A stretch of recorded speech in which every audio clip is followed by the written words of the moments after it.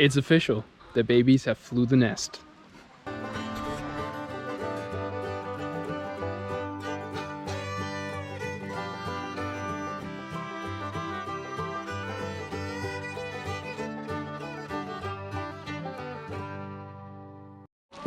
Not literally, we still have them. They just moved completely outside full time now in this little run. So this is our setup that we have for the girls while they transition to being out, from being inside full time to being outdoors full time, before they get to live in their respective coops with all of our grown-up girls. So in this group we have 7 girls. There is 1 bantam, 2 crested birds. So those 3 for sure are going in with our bantam girls. And then I think what we're also going to do is include cornbread right here, our little Baskin, because she's so sweet and docile and nice, and friends with little Figgy.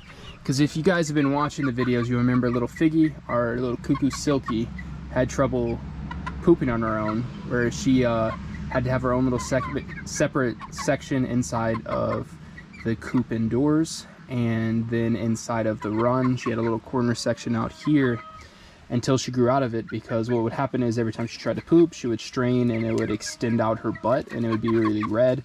And all the other girls, all the other girls besides cornbread, used to pick on her. So for a little bit of time there, we actually had Figgy and cornbread living together.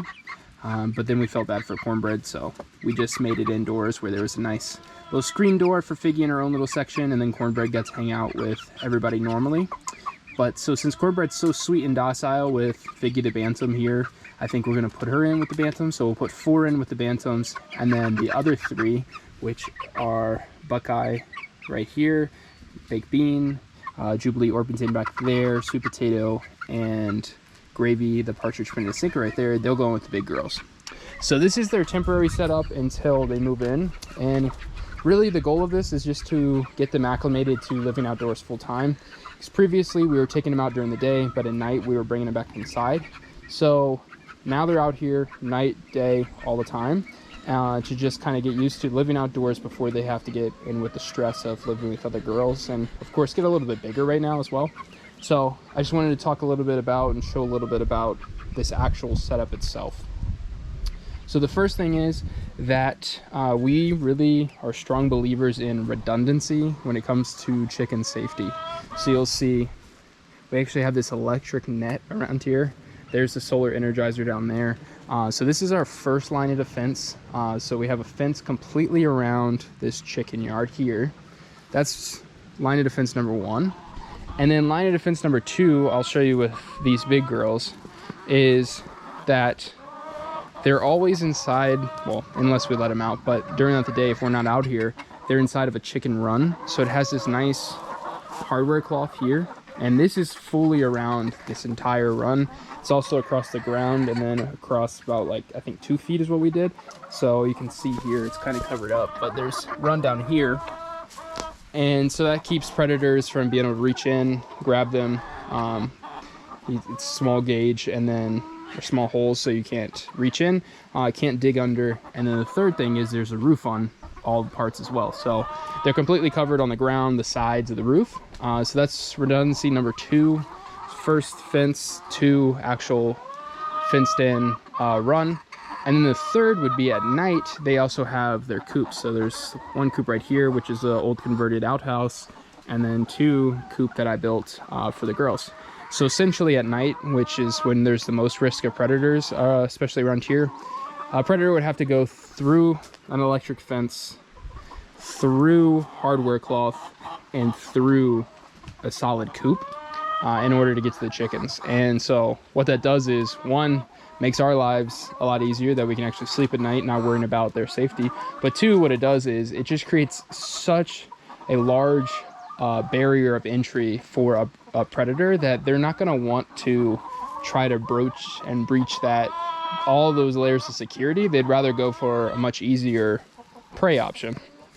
And so we did that for both of those girls, both the bantams and the standards. And then in our little girl transition setup, we also mimicked that as well. So like I said, still have the fence. They're still in the chicken yard here. And then the next level of security is this omelet run. And the reason we like this is it comes with its own skirt on here. It's got small spacing down low. As it gradually gets up, it opens up a little bit, but nothing can reach through here. And it keeps them safe on all 4 sides, keeps them from venturing too far as well. So that's the second layer. And then the third layer is this omelet coop that we have in here. So they also have the 3 layers. It kind of mimics all our other things, because what omelet sells normally is like basically a run that comes off of the coop, so that the coop is on the outside so that you can access the eggs when they're laying eggs, and access the sliding drawers to be able to clean it and everything like that.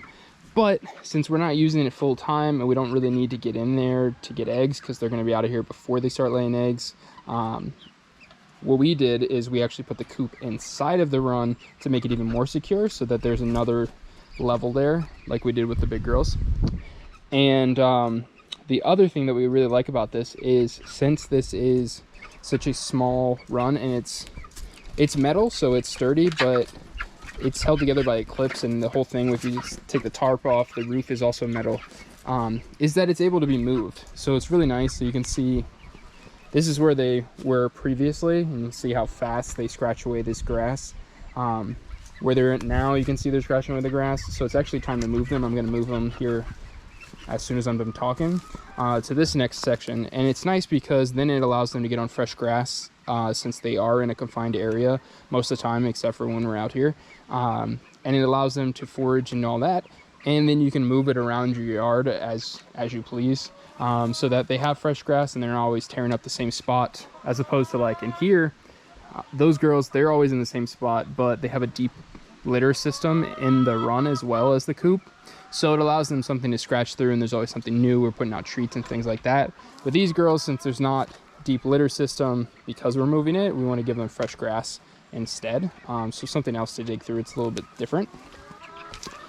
And so I also want to talk a little bit about the coop itself.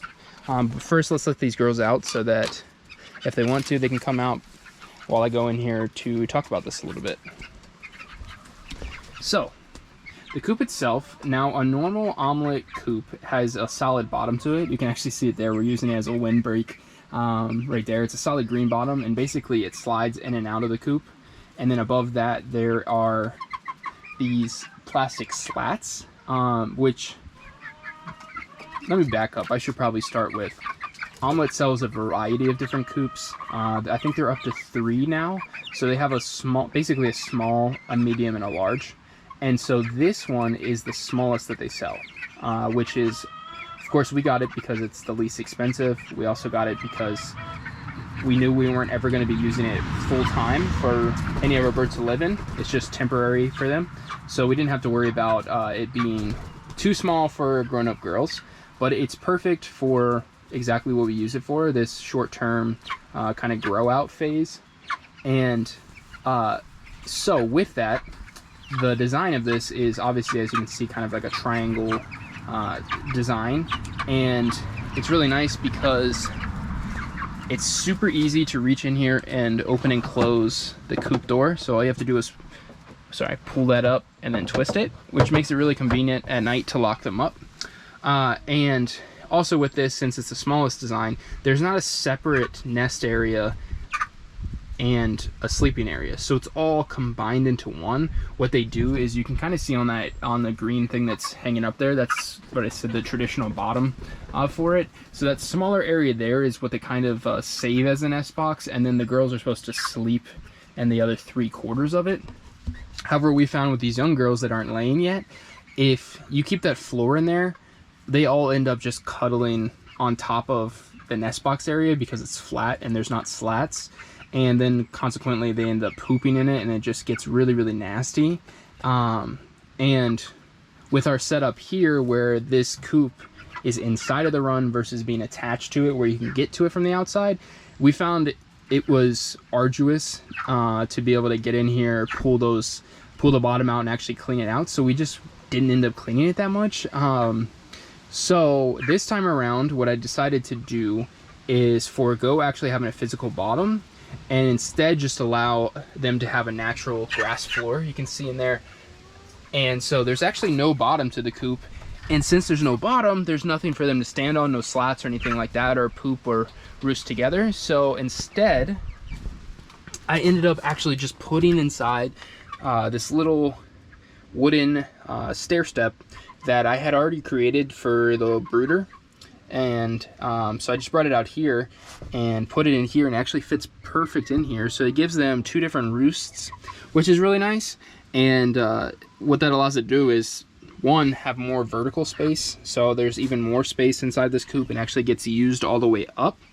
And then 2, it gets them used to roosting at night, because when they go into these big girl setups, inside of those coops there's actual roosts, so they're always going to be sleeping higher up than in here. Since this is on the ground, I don't want them to get used to not roosting, sleeping on the ground, so that when they go in the coop they'll want to do that. Instead, I want them to go into the coop and actually sleep higher up where it's naturally safer for them, and then 2, be up out of the droppings as they poop at night. And if they sleep on the ground, they're going to get all nasty. So that was a little long-winded, but essentially stair step teaches them how to roost, gets them used to roosting, so that when they're in their permanent house with the bigger girls, they're already plenty fine with roosting, and it won't take too much of an adjustment.